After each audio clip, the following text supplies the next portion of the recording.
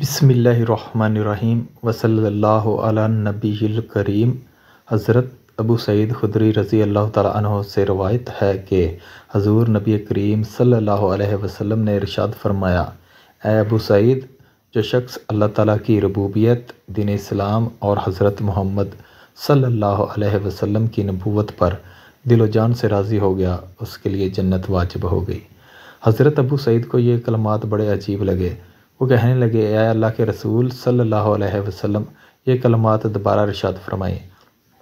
آپ صلی اللہ علیہ وسلم نے دوبارہ ارشاد فرمائے۔ پھر رسول اللہ صلی اللہ علیہ وسلم نے فرمایا، ایک اور چیز ہے کہ اللہ تعالیٰ اس کی وجہ سے اس شخص کو جنت میں 100 درجے بلند فرمائے گا۔ ہر 2 درجوں کے درمیان آسمان و زمین کے مابین فاصلہ ہے۔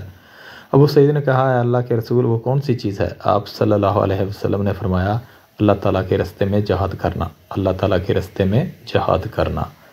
اللہ حافظ۔